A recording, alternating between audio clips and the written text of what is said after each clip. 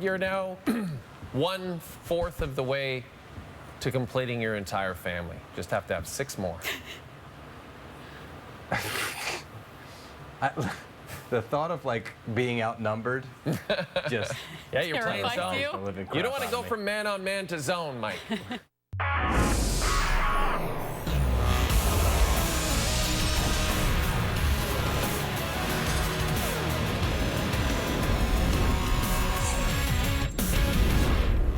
Hello, Canada. It is Thursday, which you know what that means. Time to mail it in, as you might be waking up and seeing this on Friday morning. It's been a fun week, Jay. It's been great having you here, Lindsay. Thanks for filling in. It's been a lot of fun. And happy Hanukkah to everyone celebrating. Hope you guys are staying safe and healthy and happy at home. Yeah, we're not going to try hard on this show. Didn't really look like the Patriots were trying too hard against the Rams Thursday night. I think they were trying, but I don't think they were succeeding. They just couldn't do anything. They just couldn't do anything. No. And it was a pretty nice looking matchup on paper, a rematch of Super Bowl 53. Both these teams still in playoff contention going in. In fact, the Rams leading the NFC West.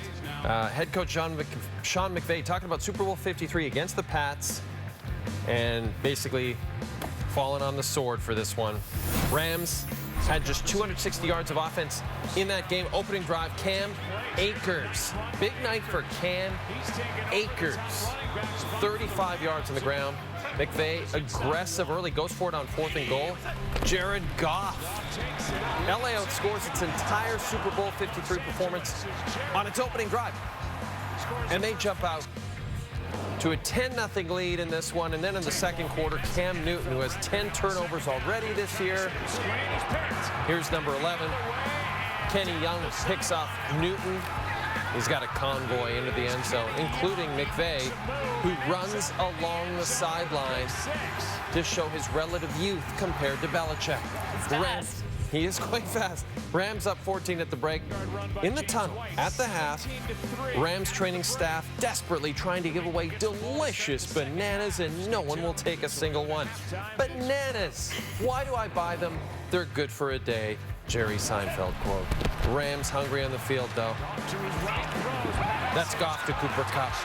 By the way, Cooper Kupp missed the Rams Super Bowl loss with a torn ACL. That's his first touchdown in 2 months. It's a 24-3 Los Angeles Rams lead over the New England Patriots, dying seconds to third. Newton would be sacked, this time by Michael Brockers. Newton sacked 4 times, sat out the 4th quarter entirely. Rams beat the Patriots for the first time since 2001. This will be the Patriots' first 7-loss season since 2002, and Cam Newton's gone 16 straight starts without recording 2 TD passes. And here he is on whether he will be the starter next week. I'm just doing what I'm asked. I have to still go into each and every week with the mentality to keep getting better, and that's what I plan on doing. We knew exactly what they were going to do. We just got to be better, and it starts with me personally. Just have to make more plays, and that's what it comes down to. Yeah, I'm going with the hipster-friendly clear frames and the Nick Fouquet hat. Beautiful stuff. Problem is he going to be the quarterback? According to Bill Belichick after this game, he said, and I quote, "Cam is our quarterback. Cam is our quarterback." In the NFC, it's looking great for the Rams. They move a half game ahead of the Seahawks for first in the NFC West. Seattle plays the winless Jets this weekend, but LA faces the Jets next weekend, and both of those teams, the Seahawks and the Rams, will square off again in Week 16. The Rams won the first meeting. As for the AFC, tough sledding for the Patriots. They're now further behind the 8-4 Dolphins and Colts and in danger of missing the postseason for the first time since 2008. We should mention on Sunday, Kansas City is in Miami, and the Steelers will face the Bills on Sunday Night Football on TSN, after which you can watch another post-game edition of SportsCenter with Jay and Dan, brought to you by McDonald's.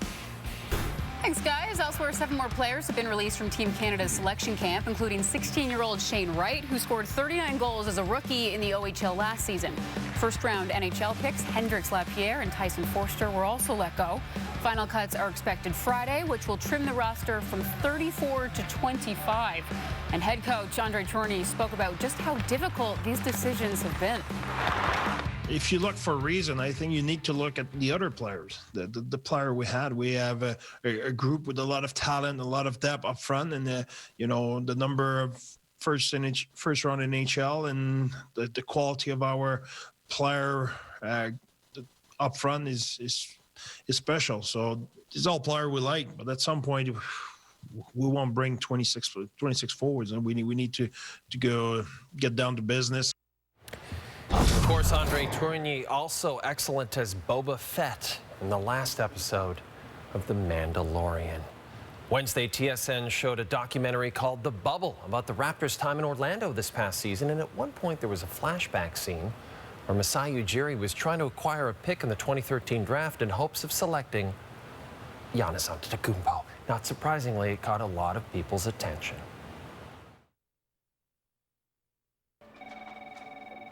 All those teams from around like 18 to they all want future first, right? And we're not doing future first, right? We're trying to get to 12, and if our guy is there for 2015. The kid we want to pick, we feel like we don't think there are many kids in 2015 that who will be at his level after 2 years. Thanks. Bye. There's 2 deals on the board. One of ours is one of them. He said he looks like he's going the other way. It is our deal contingent of the player being on the board, being there, and I said yes.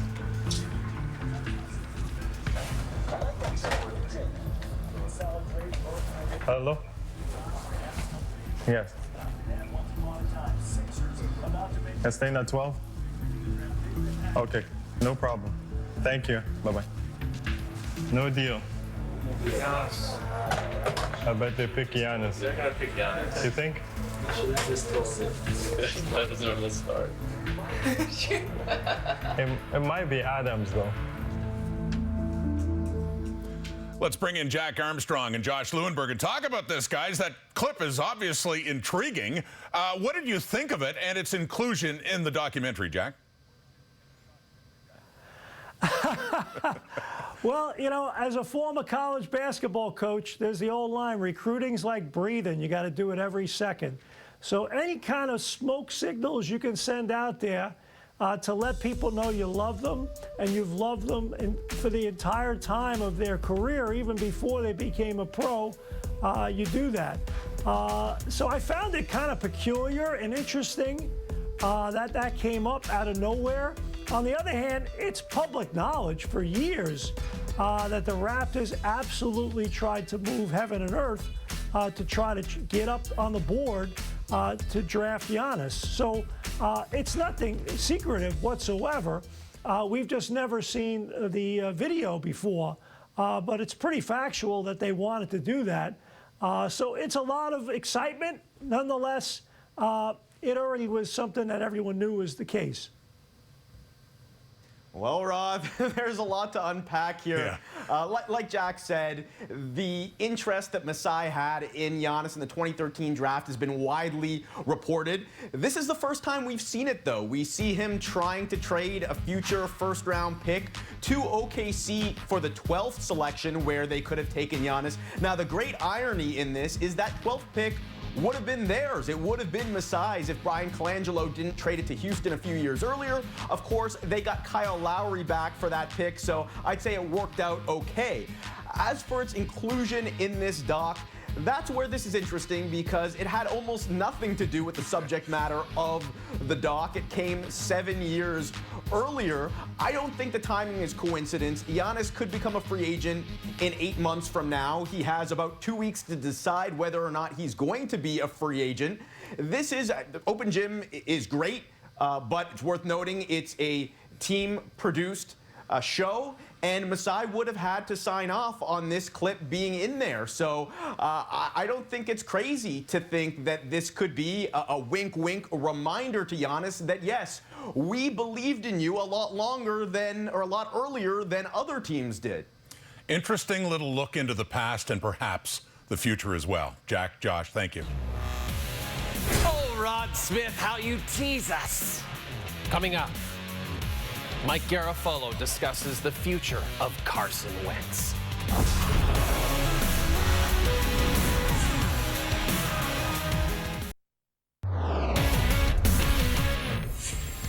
Welcome back to the show. How about some golf? First round of the U.S. Women's Open. Two Canadians in the field, Brooke Henderson and Elena Sharp, and the par 3 fourth here.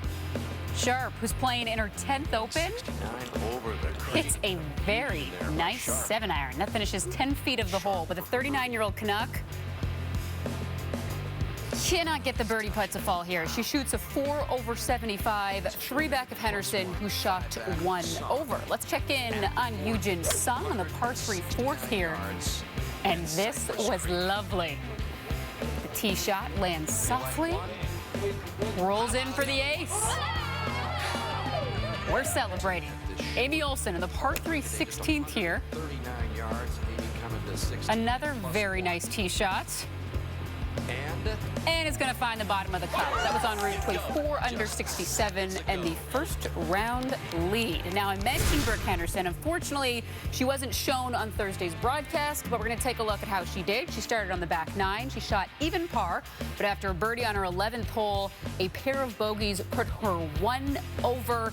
And you can be sure to watch her on Friday because second round coverage of the U.S. Women's Open starts 10 a.m. Eastern Friday, and Brooke Henderson will be on the main course for round 2.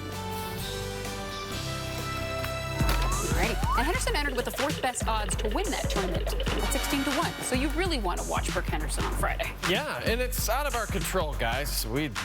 Don't blame us. We'd love it to be all Sharp and Henderson, the whole broadcast. Yes, absolutely. We just can't do it. That was our final walkover. Are you going to miss the walkover? I will. It's your final walkover of 2020. Yeah, I'm taking some vacation because Dan's coming back next week, so I got to get out of here. He's going right back to work. Yeah, he sure is. He sure is, Lindsay. Lindsay, Bears linebacker Khalil Mack missed practice for a 2nd straight day Thursday. He's been dealing with a shoulder injury this week. Leads the Bears to 6.5 sacks this season. Good player. Chicago, though, they've lost 6 straight after starting the season 5-1. But producer Tim's Buffalo Bills, they are on a roll, getting ready for their Sunday nighter against the Steelers, and they signed their GM Brandon Beane to a multi-year extension. He was hired in 2017, overhauled the roster, just 2 players remaining from before his arrival. Bills are trying to make the playoffs for the 3rd time in 4 years. Mike Garafolo. NFL Network star reporter Mike Garafolo. There's a nicer guy on the planet than our NFL insider Mike Garafolo. And how nice is Mike? His wife Jessica had a baby on Monday, and little baby Vivian, and I understand here she is. We got a picture of baby Viv with Jessica and Mike in the hospital, and big sister Carmen is doing such a good job. But Mike, thank you so much for joining us. How's the family doing? Oh, everybody's doing great. We jumped back into the pool here in the deep end. My older daughter, we just got to 3, just got to sleeping. We're like, this is great. Let's do it again. So, we're going through it again, but we couldn't be happier. Thank you guys for all that you've said since Vivian's been born. Mike, we're so happy you could join us because you're all about the Philadelphia Eagles, and they are very much in the news right now. Jalen Hurts, your starter over Carson Wentz against New Orleans in Week 14. We talked a lot about Carson throughout the year, Mike. What can you tell us about his future? Yeah.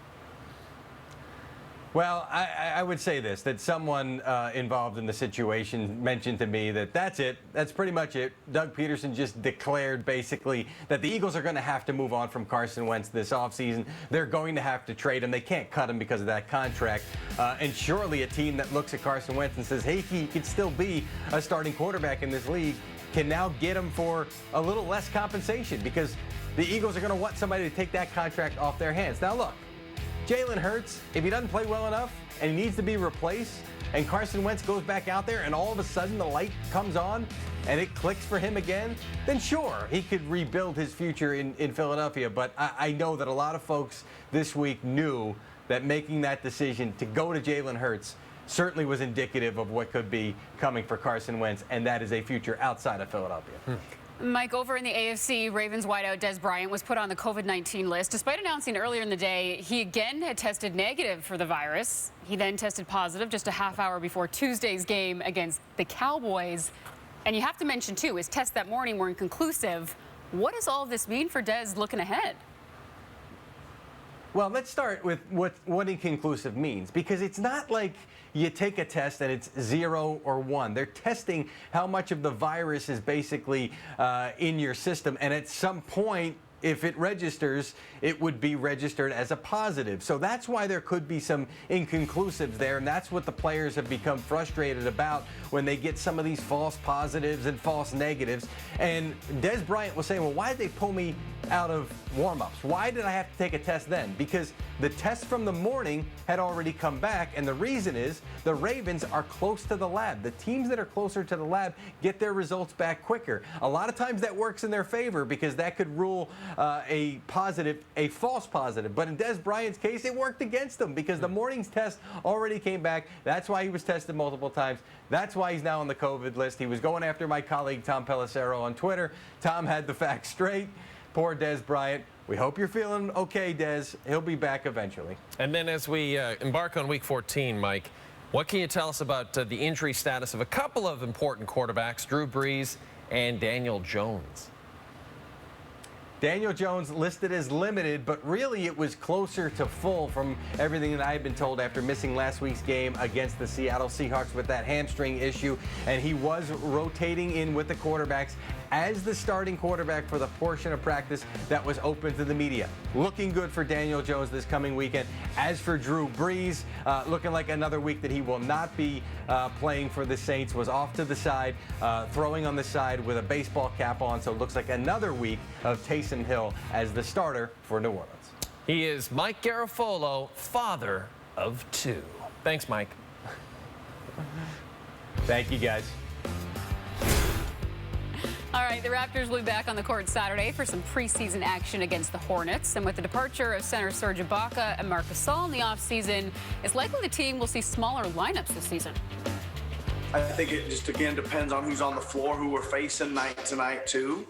But I just, I think things are trending that way, right? So I think you need to be able to play that way, I mean, like, there is the odd team here or there that you want to play really big, going back a couple of years now to the Philly series, right? The Sixers series, who knew that going big was going to be the right thing to do until we kind of found ourselves in that situation. So again, my standard answer would be we want to be flexible. We want to be able to play big. We want to play small. We want some versatility. And of course, we saw the Raps go small ball in the postseason. That's how they forced a Game 7 against the Celtics. And that's Nick Nurse, right? He's creative, mixes things up. But also, it's personnel, right? You don't have the same guys up front now with Gasol and Ibaka leaving. Yeah, you do what you got to do. Now, in L.A., All-Star forward Paul George surprised a lot of people, signed a max contract extension to remain with the Clippers through 2023-2024 with a player option for 2024-2025. George said just last week he hopes to retire a Clipper. He's in the final year of his current deal and is now guaranteed as much as $226 million over the next 5 years. He averaged just under 22 points a game last season as first with the Clippers, but it was actually his lowest in a full season since 2012-2013. And he was bad in the bubble. He was awful. He was not good in the bubble. And a lot of people putting a lot of the blame on him. But he says he has the trainer that he had for his MVP nominee season the year before in Oklahoma City. So maybe he'll get his body right. Maybe he'll be back. Maybe. And he said he owes the team a championship. We'll see what happens with Leonard. Maybe they could lock him up too. But the team also needs to work out those chemistry issues because it's been shaky. That's right. And Leonard could be a free agent in next season. So we'll have to see. Yeah, you're right. For sure. Well, according to The Athletic, James Harden has expanded his list of preferred trade destinations to include Milwaukee and Miami. Brooklyn and Philadelphia were already on his list. The Athletic is also reporting that if Houston is going to make a trade with the Nets, they want Kevin Durant or Kyrie Irving as part of any package in return. Now, according to Shams Charania, team sources expect Harden to be professional throughout the process. Okay. That's an interesting report. They're still hoping to convince him to stay. Yeah, and the team has belief that he could stay, but he does not want to be in Houston. You trade him to the Nets for Kyrie, like that's a headache for a headache. So that's just obviously not going to happen. He just needs some Advil. Yeah, I still think he's going to be around for the whole season, at least until the trade deadline, I should say. New Orleans Pelicans star Zion Williamson not happy with his NBA 2K rating. It's an 81. So at Pelicans Media Day, he did something about it. Ronnie, I'm at Media Day. Let me see the paper. I'm at Media Day. They say I have an 81. Ronnie. Somebody got that wrong, right? And you know, you say that, and then, hey, that was on Google, right? Yeah. You need to hit Google and say, Google, see, he's not an 81, he's an 86. Wow, yeah. Hey, y'all see this? This is Ronnie 2K, 86. 86. All right, I'm gonna let you go. Hey, I'm gonna let you go, guys. 86. It's Ronnie 2K. Come on, people. Hey.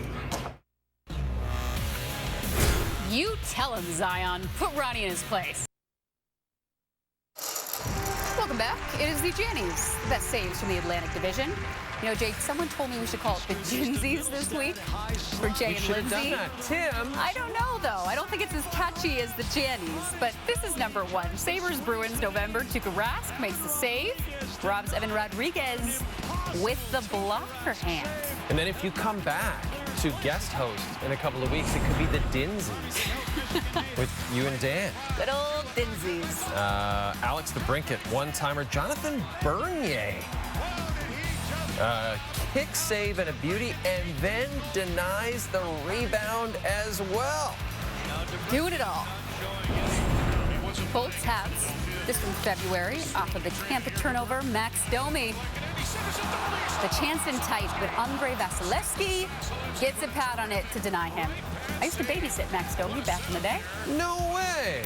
True story. Aren't we just learning this now? Devil sends from January. Marcus Hochberg makes the initial save. Jack Hughes cannot score on him at all. Wild Sabres, this from November. Eric Stahls at the side of the net, tries to center the puck, but it gets right back to Linus Ullmark. Reaches out with the glove. Robs one of the newest Buffalo Sabres. Leafs and Kings from March. Michael Amadio gets Freddie Anderson moving the wrong way, but the Leafs tender This is getting crazy. Just stretches out enough to make the save. It's all about second effort there. Panthers, Lightning from October. Tampa power play, Stamkos does cross-ice for Nikita Kucherov. I should tee you up here, Jay. Sergei Bobrovsky gets across, flashes the leather. I think you said it perfectly. I didn't shout it. Bobrovsky! I can't. No, I can't. It's your good. thing. You did it. You did it. You're a broadcaster now. That's all you had to do. It was within you all along, Lindsay. I tried. Scott Lawton, wide open net. That was one of the greatest saves of all time. Certainly the best save in the NHL last season. Very nice. Well, Lindsay, our time together is almost over. I know. What a run. Highlight of the night is next, and then we'll never see each other again. Ever. There are a lot of great podcasts out there, but only one is the very best. The Jay and Dan podcast, brought to you by McDonald's. And this week, our guest co-host is Lindsay Hamilton.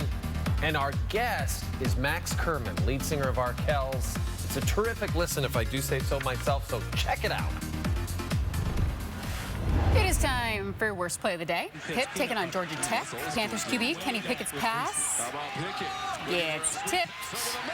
Picked off by Quez Jackson. Now he tries to turn it upfield. He gets tackled. And he fumbles the ball. Pitt would recover, pick up 18 yards on the play. That's one way to move the chains. Wow. The indications that Pitt has it. And it's not good.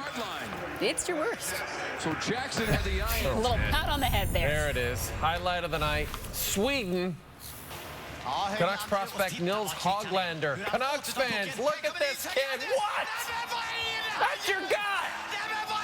Yeah, you lost a few players.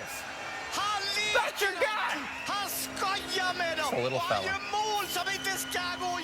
I mentioned earlier in the show, Lindsay, that Team Canada head coach, World Junior head coach Andre Tourigny is in fact playing Boba Fett in The Mandalorian. And was I wrong? Say. Was I wrong? Okay, I'm sorry. It's Tamura Morrison, a New Zealand actor who plays Boba Fett.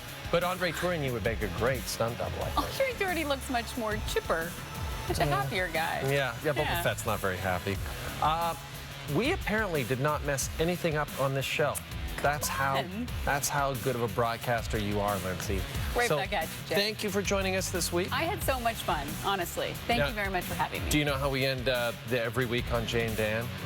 With bloop bloops. I do. I'm a little scared to see them. This is tremendously exciting. Here we go. Lindsay Hamilton in bloop bloops. Guys, it's like my Mariah Carey Christmas dreams come true. Are you asking me, or? I don't know if I should admit this. I opened for a Disney band years ago. This is bringing back memories, guys. Guys, any chance we could get this here? I knew where you were going. I think all of our viewers did as well. I don't think they did. I think they thought I was an idiot. If I'm not answering, it's because my ISP is full enough. I can't hear you.